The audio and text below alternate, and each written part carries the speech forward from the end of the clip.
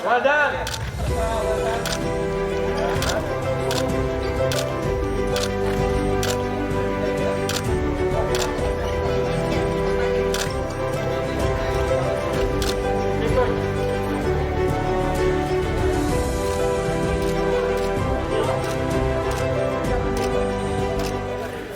Bangun, bangun, bangun. Assalamualaikum, selamat pagi semua anda menonton Malaysia hari ini. Hidupkan pagi anda. Apa khabar, Fat? Alhamdulillah, saya sihat sediasa. Kalau dah bangun-bangun macam tu tak sihat juga, saya tak tahulah. Semangat pagi-pagi ni semangat. kan. Macam mana, Sofia? Alhamdulillah sihat. Ini adalah siaran pertama saya lah bagi edisi MHI terbaru Ogos ini. Kita harapkan agar keadaan yang semangat juga pagi ini. Sihat. Dan kita baru saja saksikan tadi antara satu video di mana kata Malaysian sweetheart kita ya, Nurul telah pun pulang ke tanah air. Lepas ini kita melihat aksi beliau di Olimpik Tokyo 2020 ni sangat-sangat hebat. Betul. Di masa yang sama konsisten sepanjang perlawanan itu. Itu yang kita raikan. Hebat orangnya. Hebat orangnya. Syabas Tania. Saya rasa hari-hari tatkala Dabita mencapai tempat keempat di dunia sebenarnya tempoh hari. Saya rasa hari-hari jutaan rakyat Malaysia mengucapkan tahniah dan tahniah. Okey. Nampak tak? Bayangkan itu baru tempat keempat. Sofia, bayangkan kalau Dabita berjaya untuk mengutip pingat emas kan. Tapi apapun, saya rasa pencapaian yang harus dibanggakan.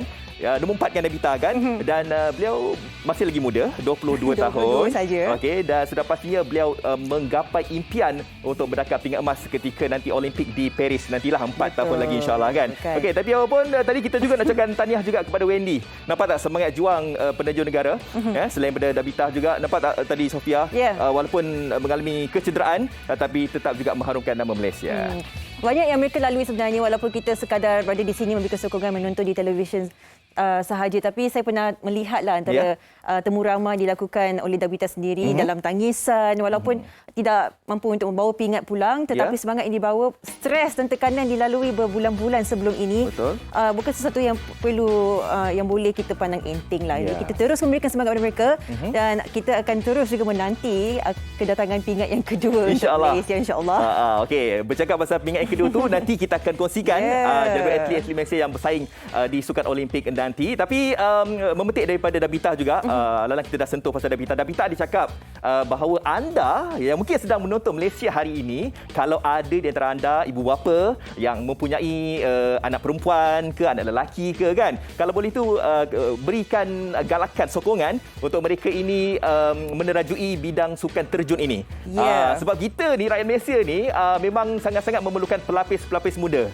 Dabita ni saya rasa dia dah pun menyertai pertandingan terjun ini daripada dia awal bawah 10 tahun dia saya waktu ketika itu sampailah konsisten sekarang ini. Jadi Dabita kata kalau boleh tu kita jangan malu jangan segan untuk bawakan anak-anak muda kita ni untuk menyertai sukan terjun. Kita melihat perjalanan mereka ni jauh sebenarnya. Tapi kalau kita sebagai ibu bapa, kita melihat sedikit sebanyak anak kita tu ada kecenderungan menyukai satu sukan, acara sebagainya. Apa kata kita cuba mencungkil, kita cari bakat dia. Ya, walaupun PKP sekarang ni susah nak buat apa-apa, susah nak berlatih dan training, tetapi kita kena pasti apa kekuatan mereka supaya mungkin satu hari nanti mereka akan menjadi Olimpian yang mewakili negara kita. Itu yang kita inginkan dan doakan. InsyaAllah, Abi. Ui, susah dah dapat bukan senang. Gelar Olimpian tu kan.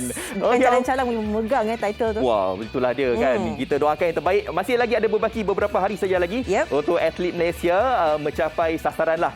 Kita sebagai rakyat Malaysia ini dengarkan MSN menyasarkan kita sekurang-kurangnya 3 pingat. Kan, 1 pingat emas kan. Kita dah dapat 1 pingat gangsa. Ada 2 lagi buruan pingat yang mungkinlah kita boleh capai hari ini. Daripada Datuk Aizul Hasni Awang, kita ada Padela Rinong dan juga Chow Joo Hong juga hari ini akan bersaing petang nanti. Walaupun kita doakan yang terbaik untuk atlet Malaysia di Sukan Olimpik nanti. Okey, dan sebentar lagi kita akan berbicara pula dengan mereka yang telah pun pulang ke Malaysia, yang telah pun membawa balik pingat untuk Malaysia. Sebentar saja lagi. Jadi jangan ke mana. Bukan itu saja. Hari ini kita akan mendalami bagaimana setengah individu ni, Fat. Walaupun mereka dalam kesibukan dan sebagainya, mereka masih mampu untuk memberikan satu bakti kepada mereka yang terkesan ketika pandemik. Khususnya dari segi memberikan makanan Pernah dengar tak nasi bajet RM2 je? Nasi bajet RM2. Bayangkan kat Kuala Lumpur ni boleh jumpa tak? Oh, tak jumpa. Kan? Memang tak jumpa. RM2 kalau saya rasa RM2 tu nasi telur ya. Saya tu sayur je dah RM2. Sayur je Okey, tapi apa pun inilah sebagai prihatin yang kami bawakan pada hari ini. Malaysia prihatin. Ada di antara individu ini yang sangguplah kata orang tu menggunakan masa yang terluang itu untuk memberikan bantuan berbentuk apa sahaja. Contohnya tadi kita lihat food bank berbentuk nasi apa tadi? Nasi bajet. Nasi bajet Pak Abu nama dia. Okey, nasi bajet Pak Abu diberikan secara percuma sahaja pun mungkin. Betul. Kalau nak beli pun boleh juga dengan harga RM2 saja. Dan seorang lagi juga kita ada salah seorang juga yang juga akan memberikan bantuan kepada mereka yang memerlukan juga. Inisiatif Food Bank. Ini antara individu yang bukan calang-calang lah, mereka masih berhati besar memberikan yang terbaik untuk mereka yang terkesan. Saya rasa bukan semua yang boleh membantu orang lain, tetapi walaupun mereka dalam kekangan sekalipun menjalankan perniagaan, mereka tidak lupa untuk memberikan atau berkhidmat untuk orang lain juga. Betul. Kita tidak semestinya ada wang ringgit yang banyak lah. Bagi saya sendirilah. Saya rasa kalau nak tolong orang tu, contohlah sekarang ni Sofia, saya kalau jalan dekat mana-mana sekarang ni, ada je saya ternampak di antara orang yang memerlukan bantuan ini, mereka kadang duduk di tepi jalan, duduk di perhentian bas dan sebagainya. Kadang-kadang mereka ni sorang-sorang sahaja. Secara peribadinya, saya pun tersentuh hati jugalah. Kadang-kadang saya pun tanya juga kan, buat apa kat sini apa semua. Kadang-kadang mereka ni memang tidak ada arah tuju. Betul. Itu yang saya kesian. Dan bila tanya dah makan ke belum, dia kata belum lagi makan. Dan itulah dia. Macam saya cakap tadi, kita tak perlukan wang ringgit yang banyak.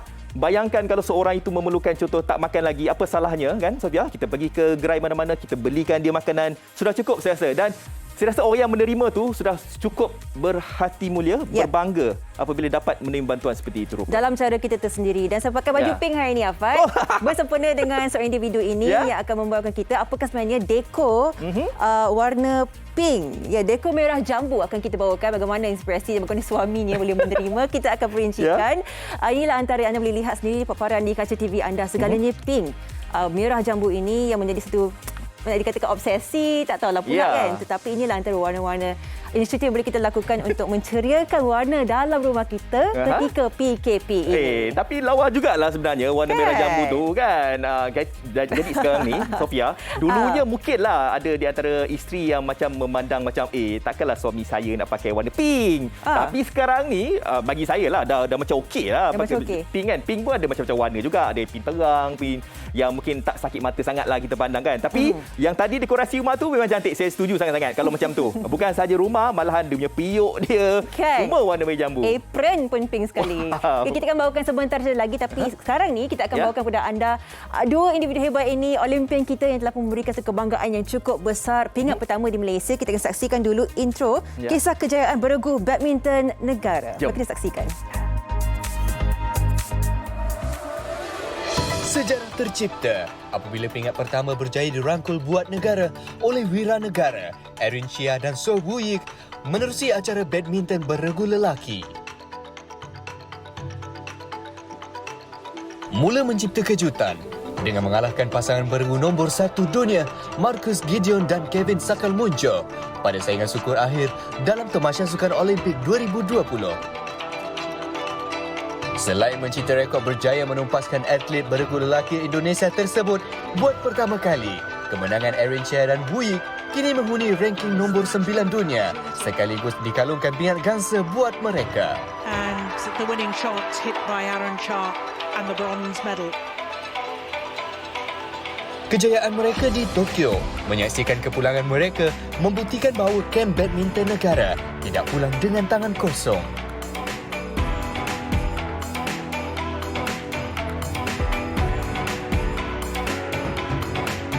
Malah, kemenangan atlet regu negara tersebut disambut meriah dengan sorakan padu rakyat Malaysia di kediaman masing-masing meskipun dalam fasa pandemik.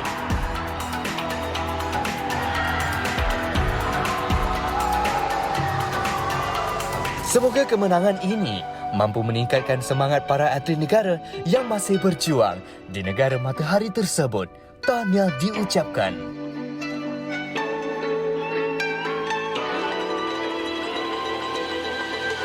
Itulah dia kisah Erin Chia dan So Woo Yik yang membanggakan kita dengan gangsa di Tamasya Olimpik, dan inilah satu tentunya yang kita dinantikan. Bukan kita saja yang perlu ketiak, Datuk Lee Chong Wei pun berpeluh ketiak beliau. Buat pertama kalinya. Buat pertama kali je. Oi, saya nampaklah sisi yang berbeza Datuk Lee Chong Wei sampai berpeluh ketiak. Ya Allah. Tak bau Datuk tahu ketika Bau Datuk main tempoh hari ataupun tahun-tahun yang sudah bukan saja ketiak berpeluh, semua berpeluh sebenarnya. Dapat kita dah bersama dengan mereka, kedua-dua individu ini, idola kita Aaron Chia dan juga Su Wuyik. Selamat pagi. Selamat pagi. Hai, selamat pagi. Selamat pagi. Saya mewakili puluhan juta rakyat Malaysia mengucapkan setinggi-tinggi terima kasih dan tahniah kepada Su Wuyik dan Aaron Chia. Thank you. Saya rasa saya tak tahulah orang yang keberapa ucapkan tahniah, tapi saya nak ucapkan tahniah secara live bersama dengan kalian berdua. Okey. Ya. Aaron dengan Su Wuyik mungkin nak kongsikan sedikit sebanyak dah pulang ke Malaysia. Bagaimana perasaan ni? Dah lega ke ataupun perasaan tu masih oh my god, perasaan dalam Olimpik lagi ke macam mana? Setakat ni dah bertenang ke belum? Saya rasa suara calm down sikit. Okay. Tapi bila nampak itu medal, akan rasa balik itu situation yang kita menang. Ya. Okey, jutaan rakyat Malaysia sebenarnya inginkan sebutir pingat. Mereka memang tidak kisahlah sama ada pingat perak ke, gangsa ke. Kita memang nak emas kan. Tapi apabila dah mendapat pingat gangsa ini kan, sudah pastinya ramai yang gembira dengan pingat tersebut. Okey, saya nak tanyalah, ketika tak kala memenangi pingat tersebut kan, apakah mungkin harapan ketika menang pingat gangsa itu, mungkin ada sesuatu yang ingin diceritakan kepada jutaan rakyat Malaysia tak kala telah pun memenangi pingat gangsa itu?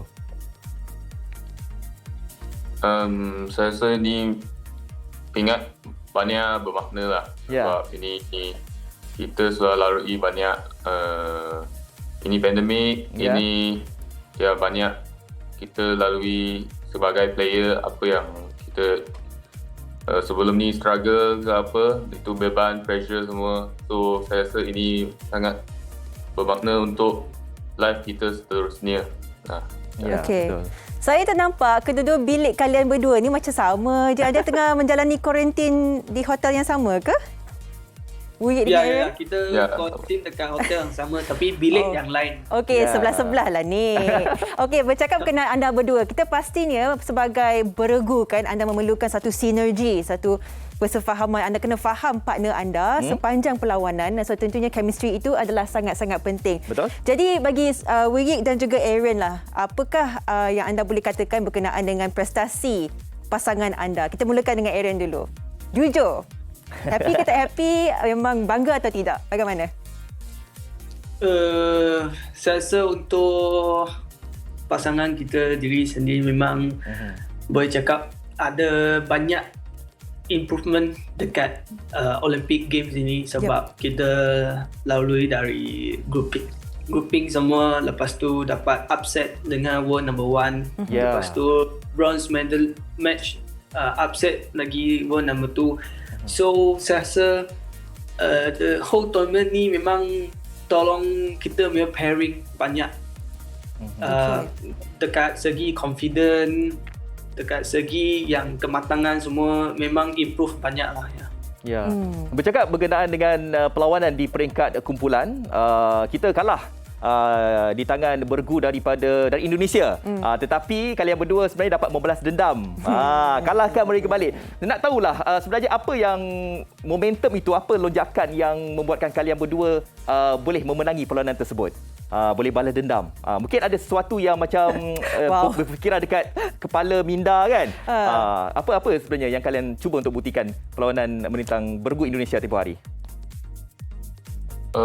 Saya rasa itu paling penting ialah itu kepercayaan kepada diri lah. Saya rasa sebab dekat grouping kita sebelum match kita ada plan juga, tapi masuk kita ada mungkin ragu untuk main dengan seperti Hendra Setiawan sebab dia sangat hebat dekat depan dan banyak kita main dekat game dia.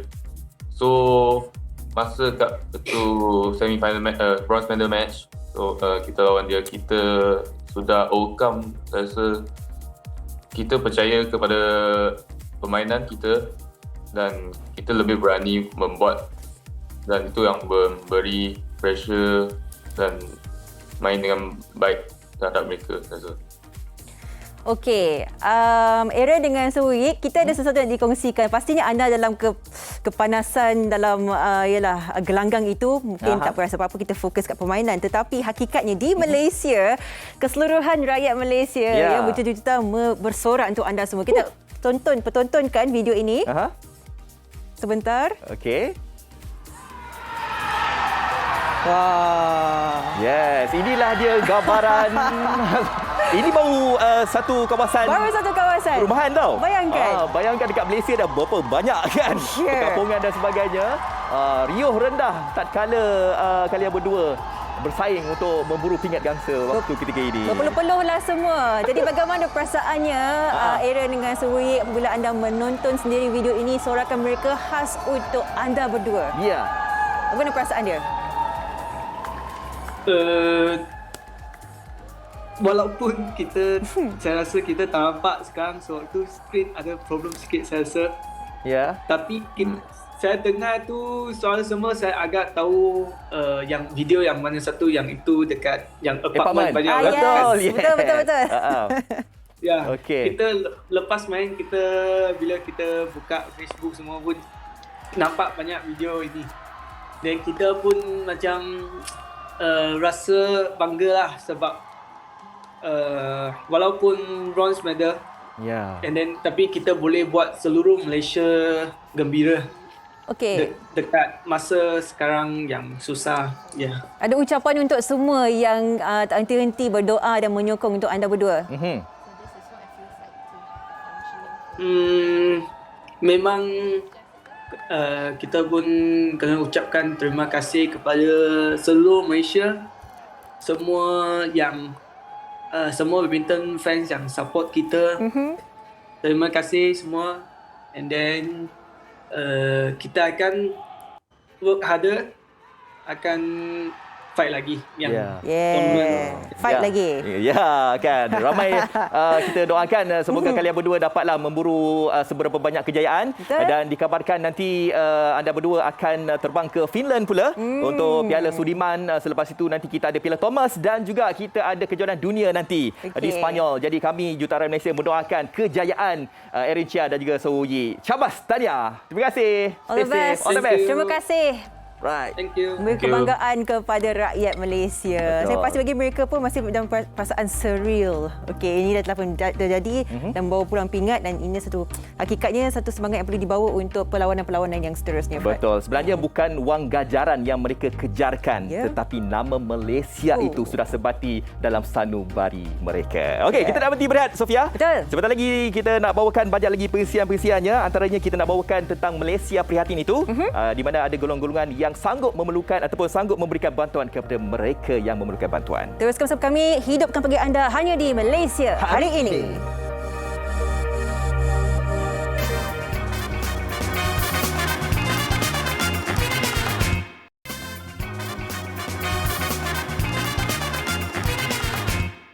Cirikan bagi anda menyaksikan kami di Malaysia hari ini. Jangan buka TV3 pukul 8 nak tengok Malaysia hari ini. Boleh. Nak tengok TV3 boleh. Tak ada hal. Tapi kalau yang nak tengok Malaysia hari ini pukul 9.30 pagi. Okey? Ya. Okey, dan segmen kali ini kita akan mendekati pula bagaimana antara individu ini yang menjaga kelangsungan hidup orang lain. Boleh bayangkan tak? Kita sendiri pun dah struggle. Kita ada kehidupan kita sendiri, tetapi kita masih teringat yang ini tanggungjawab kita untuk menjaga orang lain juga. Betul. Kadang-kadang ianya merupakan salah satu kepuasan yang tidak boleh kita nilai. Apabila kita dah bantu orang. Ada di antara rakan-rakan yang saya tanyakan, mereka yang memberikan bantuan ini, dia kata tak lena tidur kalau tak dapat nak tolong orang dalam masa satu hari itu, ketika pandemik ini. Jadi apabila dia dah tolong orang, barulah dia rasa lega dapat tolong orang macam tu. Alhamdulillah. Itulah bagus kan? Untuk memberikan inspirasi bagi kita semua, kita saksikan bingkisan ini terlebih dahulu. Jom.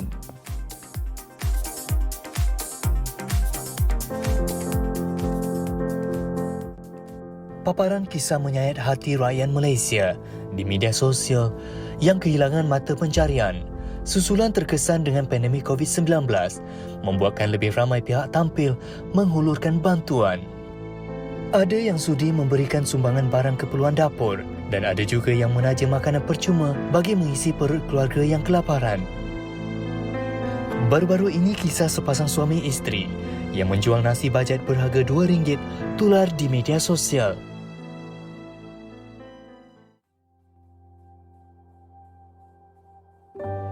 Muhammad Fatih Abdullah, pengusaha gerai yang turut memberikan makanan yang dijualnya secara percuma kepada golongan yang tidak berkemampuan. Bersama isterinya, Rozia Muhammad, mereka akan membuka gerai setiap hujung minggu sahaja dengan tujuan untuk bersedekah kepada masyarakat pelbagai bangsa dan agama. Menurut bapa kepada 12 orang anak ini, kira-kira 100 bungkus nasi bajet disediakan dalam sehari dan anggaran 60% mereka yang datang adalah daripada mereka yang mengambilnya secara percuma.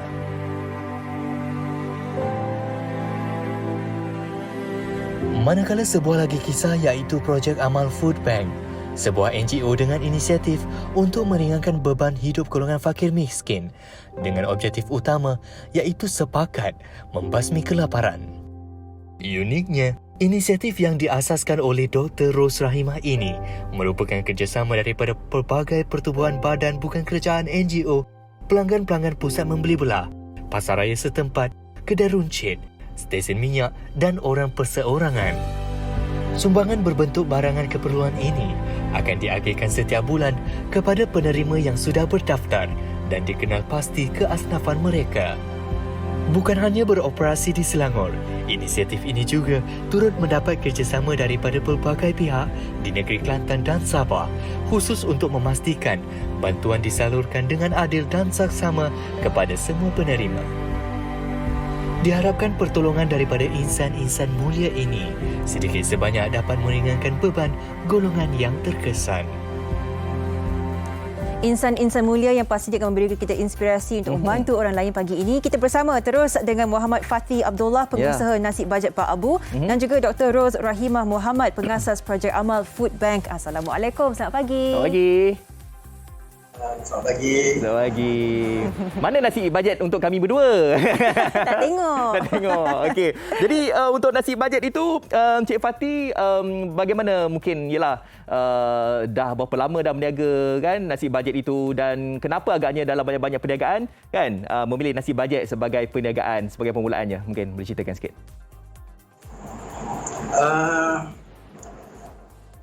Macam mana lah, sebab saya pun rezeki saya ni masuk dalam golongan yang sejas juga sebenarnya. Okey, baik. Jadi kami nak faham pasal keluarga lain yang ada masalah yang sama macam kami yang sejas. Sebab kan orang cakap sebenarnya kami jual ni bukan nak cik untung. Ya. Kami buat kerja amal, nak bersedekah pada masa yang sama. Betul. Jadi bayaran yang orang bayar RM2 tu untuk kami dapatkan balik, beli balik barang yang kami bagi makan pada orang tu. Itu je sebenarnya. Allahu Akbar. Muninya kan hati Cik Fatih ni. Betul. Cik Fatih, kalau nak tanyakan sedikit sebanyak lah. Mungkin bukan sesuatu perkara yang mudah tiap-tiap hari sebab menjadi tanggungjawab dalam diri kita. Kita nak menyediakan makanan untuk orang lain. Kadang-kadang ada tak?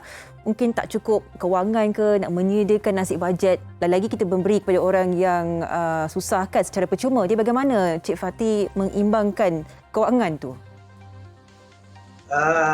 Sebenarnya Alhamdulillah, saya tak sangka ada juga masyarakat yang tahu pasal hal ni. Saya buat tu sepintas je. Saya hanya tulis nasi bajet RM2. Pada yang tak mampu saya beri cuma. Tapi kebanyakan orang macam faham. Dia datang, dia kata, "Cik, nah duit ni beli untuk 50 bungkus, siapa-siapa yang ada cik bagi je." Alhamdulillah. Jadi macam tu kan. Ya. Jadi dia kan ada juga yang datang letak barangan macam letak kuih, letak air, letak kek lah, macam-macam. Jadi dari segi sumber kewangan ni buat masa sekarang ni Alhamdulillah masih ada pihak atau orang-orang awam yang menyumbang kerja amal macam saya buat ni lah. Jadi saya berterima kasih kepada masyarakat yang prihatin. Saya juga terima kasih kepada Pak Abu. Ya. Ya. Sekarang orang saya bukan dah, saya ni bukan Pak Abu. Itulah dia. Melekat nama tu. Ha. Okey, kita tanyakan kepada Dr. Ros pula. Ya. Itulah, dalam pada kita ni nak memberikan bantuan, ada juga individu lain yang turut sama kan memberikan bantuan di atas gerai Encik Fatty tu. Okey, kita nak tanya kepada Dr. Ros Rahimah pula, pengasas projek Amal Food Bank. Ada tak di talian? Dr. Ros? Dr. Ros, dengar tak kami? Waalaikumsalam. Ya, okey. Dr. Ros, mungkin kita nak tahu juga tentang perkembangan projek Amal Food Bank ni. Bagaimana? Okey, alhamdulillah kita bermulanya awal tahun 2020. Itu sebelum Covid melanda lagi kat Malaysia. Okey. Jadi alhamdulillah amat kapling ya kita buat food bank. Masa tu food bank tak banyak macam sekarang. In fact kita one of the few pioneers yang started the food bank. Alhamdulillah sekarang dah banyak everybody doing it, tapi konsep kami berlaku food bank yang ada sekarang, di mana kami hanya agih kepada penerima berdaftar dah sahaja. Maknanya dia kena isi borang, kita kena semak, kenal pasti, kelayakkan mereka. Barulah kita agihkan. Bukannya dia orang semua boleh datang ambil suka hati, tidak macam tu, sebab kita nak biar ada yang ambil peluang dengan bantuan-bantuan kami. Dan so tentunya kita satu cabaran jugalah untuk mengenal pasti siapa yang benar-benar memerlukan antara bantuan itu. Jadi bagaimana doktor sendiri menyaring dan memastikan orang yang sepatutnya yang dalam keadaan memerlukan sahaja yang mendapat bantuan seperti ini, doktor? Okey, dia banyak cara lah. Satu ialah yang wajibnya dia orang kena isi borang kami dulu. Borang kami lengkap, kena isi nama, alamat, IC, phone number dan juga pendapatan dan berapa isi keluarga. Dan di situ daripada borang itu kita akan cek melalui ketua kampung ataupun fikir masjid setempat dengan data-data mereka ini. Sebab mereka ini lebih ketahui komuniti sekitar itu. Tetapi kalau katakanlah dia orang ni tak kenal, ketua kampung ni tak kenal mereka ataupun JK Masjid tak kenal mereka, tapi masa kita orang turun untuk agihan, kami akan buat ziarah dan kami akan identify masa kita turun pergi ke rumah mereka, kami akan nampak keadaan mereka. Ya, kalau boleh tu yang mana kalau boleh tu yang mana nak dapatkan bantuan tu betul-betul lah kan. Betul. Sebab sekarang ni semua orang terkesan kan. Janganlah kita mengambil kesempatan di atas kesempitan orang lain kan. Doktor, saya lihat tadi dalam visual tu begitu banyak sekali bahan-bahan ataupun bekalan-bekalan yang nak diberikan kepada mereka ini berbentuk food bank ini kan. Bagaimana doktor nak memastikan bahawa yalah pandemik ini kita pun tak tahu sebab bila kan. Tapi nak bagi konsisten bekalan itu sentiasa ada, stok tu sentiasa ada untuk nak memberikan kepada mereka yang inginkan bantuan ini. Doktor, bagaimana? Ya, itulah. Kita sekarang ni alhamdulillah kita ada 45 sahabat rakan volunteers dalam 3 state ini, dan kerja kami usaha mencari sebanyak tapak di mall-mall dan juga di stesen minyak, di kedai runcit, di restoran. Dengan ada tapak-tapak ni, itulah kita akan dapat kutip sumbangan-sumbangan daripada publik. Jadi sekarang di 3 negeri ini kita sudah ada lebih kurang 2,000 orang penerima asnah berdaftar. Okey. Dan sebagainya memang tak mencukupi dengan keadaan sekarang yang keadaan COVID sekarang memang efek almost everybody lah kan. Betul. Jadi kita terpaksa kerja kuat lah, kerja keras cari donation. Dan juga jikalau katakanlah kami tak mampu bagi tiap-tiap bulan, kami mungkin beri alternate 3 bulan sekali ke 2 bulan sekali ke macam tu saja. Bukan 2 bulan macam tu, kita tidak mampu bagi every month, tapi kita usaha juga cari sumbangan yang semampu kami dapat. Alhamdulillah. Baik doktor. Jadi ini 2 perspektif berbeza, satu inisiatif Food Bank oleh Dr. Ros dan juga inisiatif Encik Fatty sendiri sebagai seorang individu membantu keluarga orang lain. Baik Encik Fatty, satu pesanan untuk semua rakyat Malaysia lah. Sekiranya kita berkemampuan, kita boleh membantu satu keluarga lain untuk bangkit semula. Apakah kata-kata yang kata semangat boleh diberikan kepada kita semua? Encik Fatty. Terima kasih Abu mencetuskan dia untuk buat kerja balik. Saya mengharapkan semua orang Malaysia bersikap macam Abu. Apa yang kita beri, Allah akan balas balik. InsyaAllah. Amin. Okay. Balas. Dr. Ros, kata-kata semangat untuk semua. Harapannya mungkin? Bagi saya sekarang ni food bank ada mengata-mata dah sekarang ni. Jadi kalau seseorang tu nampak jalan kotak, mana-mana food bank kat mana-mana tempat, takkanlah kalau tak mampu bagi RM10, bagilah gula. RM2 bagi je. Sebab kadang-kadang dengan harga satu beg gula tu memberi impak besar pada keluarga yang memerlukan. Itu saja. Baik, terima kasihlah kepada kalian berdua ya yang sanggup mengorbankan masa, tenaga, kan, wang ringgit ya semata-mata ingin membantu mereka yang memerlukan ini. Baik, terima kasih diucapkan kepada Cik Fati dan juga Dr. Ros. Terima kasih. Stay safe. Terima kasih. Ya, baik. Semoga terus kuat dan cekal lah untuk membantu. Betul. Kadang kita ada sekarang kita sebagai orang biasa ni kita down, kita cuba untuk membangkitkan diri sendiri ni kan membantu orang lain. Kita harapkan dan mendoakan ramai lagi yang turut bangkit untuk ialah memberikan bantuan sewajarnya kepada kita semua rakyat Malaysia. Apa kata Dr. Ros tu saya setuju sebab sekarang ni food bank ni ada di mana-mana sahaja. Contohnya dekat pump station, dekat surau masjid ataupun dekat kaki-kaki lima pun ada juga orang buat food bank sebenarnya kan. Yang paling penting sebenarnya kita bagilah keperluan asas. Macam dia cakap tadi, doktor cakap tadi tak ada RM1 pun tak apa.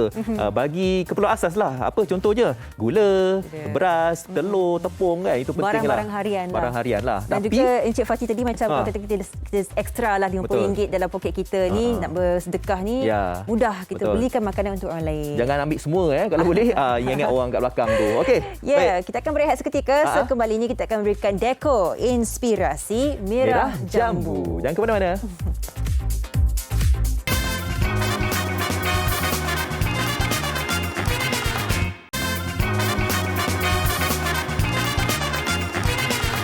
Masih menghidupkan pagi anda di Malaysia hari ini. Dah bangun ke tu? Dah makan breakfast ke belum? Oi, pukul 10 tak bangun lagi pun nak kena libas Tak boleh.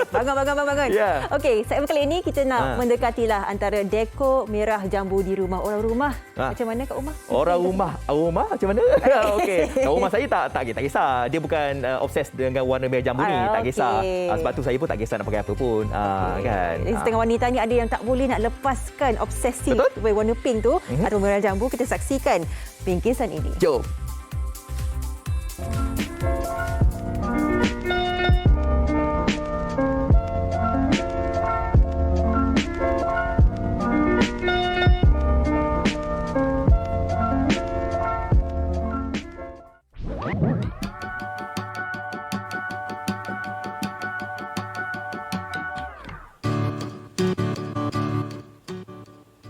Rona merah jambu sering menjadi warna pilihan ramai wanita.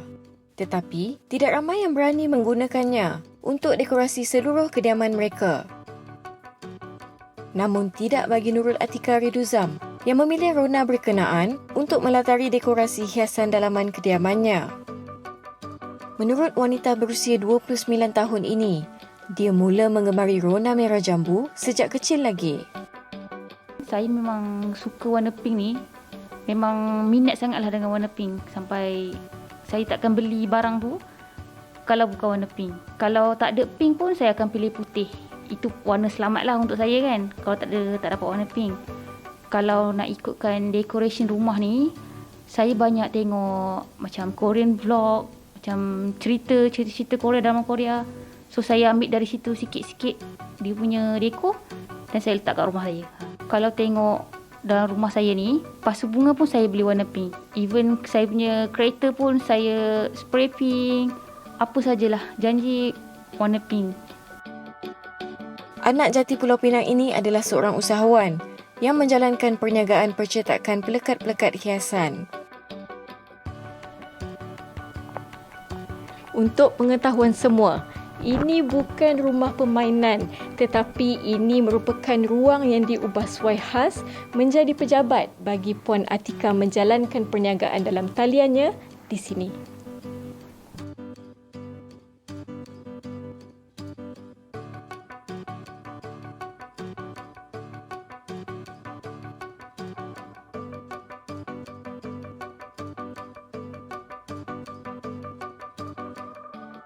Kerap berkongsi aktiviti harian di media sosial, rata-rata warganet menjadikan Atika sebagai rujukan untuk dekorasi kediaman mereka. Kalau setiap kali saya share dekat media sosial saya, diorang semua macam teruja daripada dan ramai yang follow saya.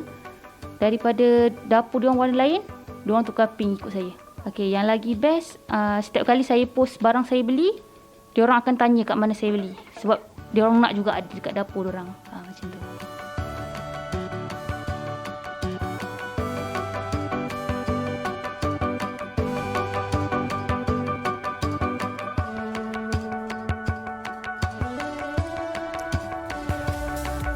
Itulah dia. Tepuk dada, tanyalah selera, kan? Memang saja je pakai warna ni, kan? Tapi satu kajian yang mengatakan barang yang dijual warna pink ni, kan, warna merah jambu ni adalah lebih mahal tau. Oh, iya ke? Sebab permintaannya lagi tinggi di seluruh dunia. Termasuk dalam barang makeup sekalipun, mahal sikit harga dia. Kalau misal kata saya ni, yang pipi merah jambu ni macam mana? Mahal tak? Mahal, lafad kot. Okey, kita tinggalkan seketika tentang warna merah jambu ini. Okey, yang mana minat boleh belilah semua, kan, warna merah jambu dan sebagainya. Kita nak bercakap tentang perkara yang serius kembali, yang berkaitan dengan COVID-19 ini, Sofia. Kan, sampai bila agaknya kita nak update ini, kita tak tahu, wallahu alam, tapi kita ni doa sajalah. Okey, perkembangan statistik semalam kita mencatatkan 17,105. Dah beberapa hari dah, kan, kita mencatatkan lebih 17,000 ini. Betul. Krisis kesihatan ini masih berterusan mencatatkan kes yang tertinggi di Selangor 5,836, Kuala Lumpur 2,309. Paparan angka di hadapan anda walaupun kes sembuh masih tinggi, tetapi itulah dia, hari demi hari kita masih melihat angka melebihi 17,000. Dan ini ada yang dikongsikan oleh Kementerian Kesihatan Malaysia sendiri, aktiviti sambutan hari perayaan dan ziarah dan juga majlis pengemumian antara pencetus 30 kluster baru. Dan ramai yang dicatatkan semalam brought in dead sebanyak 150. 34 ya, 34 kes. Ya, itulah dia. Dan walaupun tadi saya sempatlah tengok tadi, kan, taburan mengikut negeri. Syabas tahniah kepada mereka yang berada dekat Labuan. Sebab sebelum ini, kan, Sofia, kalau kita update statistik ni, Perlis mencatatkan yang paling rendah dan sebagainya. Labuan tinggi. Kenapa agaknya Labuan rendah? Okey, kalau yang dah tahu tak apa, ni kita nak ceritakan kerana di Labuan mereka dah pun mencapai herd immunity ataupun immunity kelompok dekat sana. Jadi sebab itulah sebenarnya kes dekat Labuan tu dah pun kembali menurun. Dan difahamkan yang berlaku 17,105 itu, difahamkan 14,000 semalam tu yang belum lagi mendapat suntikan vaksin. Baik. Nampak tak, keberkesanan vaksin itu sebenarnya dapat memudahkan perjalanan hidup kita. Betul. Dan kita difahamkan setakat semalam ni 60% golongan dewasa telah pun mendapatkan satu dos. Dan kita harapkan lebih tinggi lagi, dan dengan harapan 500,000 vaksinasi diberikan setiap hari. Kita kekalkan momentum kita. Pada anda yang dah dapatkan temujanji vaksinasi itu tanggungjawab kena pergi dengan terlepas. Jangan lupa. Terima kasih kerajaan UK yang memberikan kita AstraZeneca 415,000. Okey, ada lagi yang nyusul nanti. Okey, jom Sofia, kita tengok apa yang menarik di paparan Berita Harian hari ini. Boleh kita teruskan di sini. Ini antara yang hangat diperkatakan sejak semalam. UMNO ada cukup surat akuan tarik sokongan kepada Perdana Menteri dan juga PN. Ini dikatakan di sini ketetapan parti itu menarik sokongan kepada Kerajaan Perikatan Nasional dan juga Perdana Menteri, dan ini menjadikan perakuan ini yang telah pun dipersembahkan kepada Yang di-Pertuan Agong menunjukkan kepimpinan beliau sudah hilang majoriti dan beliau sebagai kerajaan ataupun ketua negara ini. Tapi ada juga di antara perkongsian yang saya bacakan, walaupun dengan penarikan semula sokongan ini, masih memerlukan sedikit sebanyak beberapa faktor lain untuk melihat perubahan tampuk pemerintahan di negara kita. Jadi anda semua yang nak tahu tentang perkembangan isu politik, jangan lupa untuk anda lihat kami di TV3 kerana kami akan berikan maklumat dari semasa ke semasa. InsyaAllah dari Istana Negara kami akan cuba bawakan liputan langsung. Okey, di paparan Berita Harian juga kami bawakan salah seorang daripada ahli UMNO meletakkan jawatan semalam. Beliau juga salah seorang menteri, iaitu Samsul Anwar, yang telah pun melepaskan jawatan Menteri Kabinet semalam. Dan saya nak petik sedikitlah kata daripada Datuk Seri. Beliau katakan, saya lebih sayang ke UMNO dari jawatan saya. Saya ingin tumpu sepenuh masa untuk perkukuhan UMNO dan juga Barisan Nasional. Okey, jadi anda boleh dapatkan Berita Harian untuk perkongsian yang banyak lagi berkisarkan tentang politik negara kita. Baik. Okey, kita terus bawakan kepada anda semua di rumah berkenaan dengan tonton sinema Closed Ward. Siapa di sini yang suka filem suspense dan thriller? Suka? Hoi, suka. Suka? Saya sangat suka. Geng. Baik, tonton sinema ada bawakan filem Korea terbaru untuk anda semua, dan namanya adalah The Closed Ward, yang menceritakan tentang 7 orang yang terperangkap di dalam sebuah hospital usang. Dan kenapa mereka di situ? Apakah nasib mereka? Nak tahu selebihnya? Langgan filem ini ditonton sinema sekarang. Okey, jom kita saksikan promo untuk filem ini, The Closed Ward.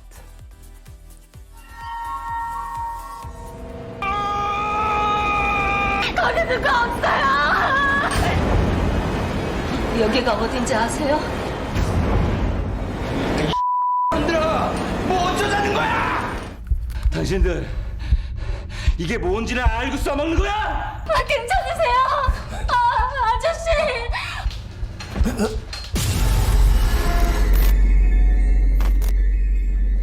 Itu. The Close War. Ya. Kita seram ni kan. Biasanya dia punya sound system tu tau yang buat kita gabra. Betul lah. Pejam mata pun dah boleh gabra cuak kan. Kalau awak jerit kan sembunyi? Saya sembunyi. Oh, saya jerit biar orang sebelah takut. Tapi apapun, 7 orang yang terperangkap dalam hospital usang itu, anda saksikan bagaimanakah kesudahannya. Saksikan untuk anda dalam filem Totoni Cinema sekarang, iaitu tajuknya adalah The Close War. Ya. Okey. Dan kita dah sampai ke dari meja Mad Sauce. Hari ini kita akan paparkan apakah video yang terhangat setakat semalam. Okey, jom kita saksikan.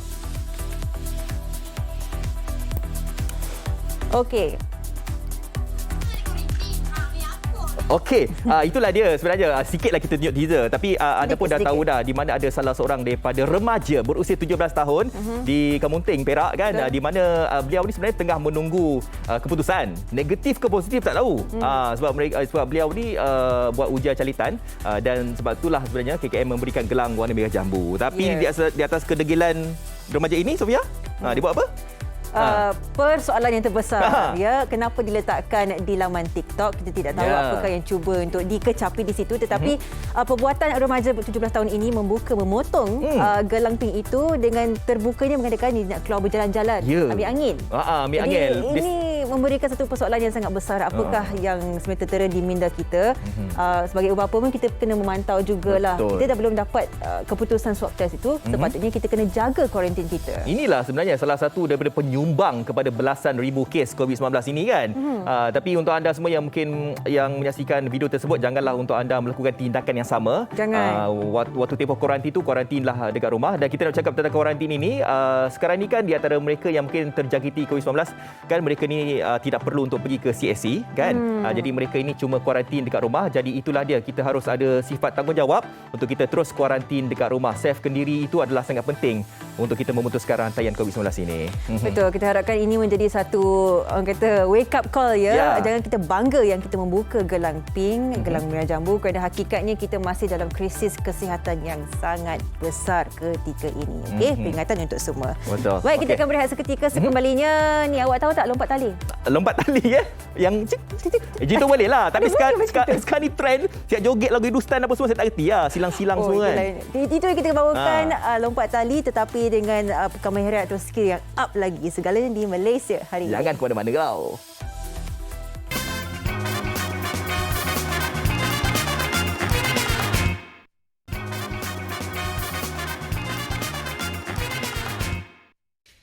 आज के लड़के I tell you कितने Lallu what to do.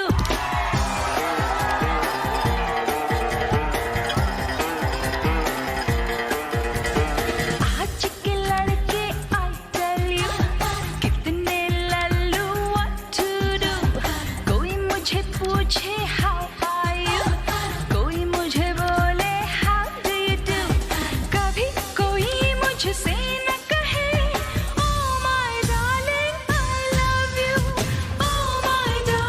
Okey, Q Afat. Tali mana tali? Aduh, nampak tak? Oi, bukan calang-calang kan? Different level ya. Yes. Bukan saja ikut beat, tapi dia ada macam skill-skill yang lain-lain tu kan. Dan kita faham dia pun pernah masuk pertandingan juga. Disebabkan oleh kemahiran dia. Kita pakai inspirasi lah. Bukan senang lompat tali. Bukan senang kan? Nak tahu lah macam mana skill, macam mana nak belajar awal-awal tu. Macam mana kan? Lahir-lahir dah ada memang tali kat sebelah ke apa kan? Kita terus saja bersama dengan Muhammad Firdaus Abdul Rashid, pemain Taliscape. Okey. Assalamualaikum. Selamat pagi. Waalaikumsalam. Waalaikumsalam. Di Malaysia hari ini respect lah Daus tadi. Wah, itu baru lagi Hindustan. Banyak lagi sebenarnya kan. Okey, soalan pertama lah. Ini pasti memerlukan beberapa tahun lah untuk sampai ke level seperti ini. Berapa banyak tali yang awak dah ada ni?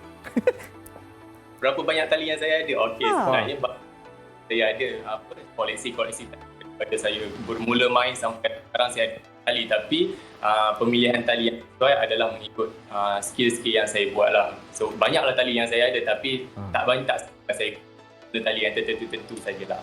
Nampak tak? Orang yang tak biasa bermain lompat tali ni tak tahu sebenarnya tali ni ada macam-macam jenis. Kita satu-satu tu je. Satu tu je kan? Banyak tu macam mana? Berapa ratus ke? Ribu ke? Berapa banyak koleksi yang ada? Tak ada lah sampai beratus. Kita ada lah macam itulah. Kongsilah apa material dia, apa yang bezanya. Kita tengok macam sama je. Apa perbezaan antara tali-tali tu? Dia perbezaan dia memang ada, bukannya semua sama. So dia ada 3 yang saya akan kongsikan. Dia ada PVC rope, iaitu getah tali getah yang agak tebal. Lepas tu dia ada lip keras yang halus, diperbuat daripada material getah juga. Dan satu lagi dia ada material beaded. Beaded itu that means dia manik. So skill-skill yang kita buat tu adalah mengikut tali jenis tali tersebut tadi. Patutlah Sofia tak jadi semalam. Patutlah saya boleh buat criss cross, tak boleh. Saya tak ada yang salah beats tali. tu. Okey, kita nak tanyakanlah daripada berapa lama yang diambil untuk awak mempelajari semua skill ataupun kemahiran yang agak berbeza. Luar biasa tu. Boleh ikut beat dan sebagainya. Berapa lama training tu? Okey, sebut soalannya pasal berapa lama saya training. Sebenarnya saya bermula daripada umur 4 tahun, di mana 2 tahun saya tak pandai lompat langsung. Okey. Saya di-training oleh ayah saya sendiri dan keluarga. Ayah saya pun merupakan seorang atlet, seorang jurulatih dan seorang pelompat tali Malaysia pada ketika dahulu. Ni mewarisi lah ni. Baik. Kita tunjukkan anak saya. Alamak, kita ada mengalami sedikit gangguan audio lah pula. Boleh ulang balik tak? Ulang balik boleh tak? Macam mana? Boleh ulang balik tak? Kita tak dengar tadi. Perkataan terakhir tu.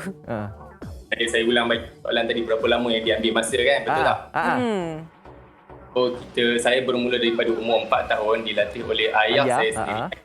Bukan seorang lompat white.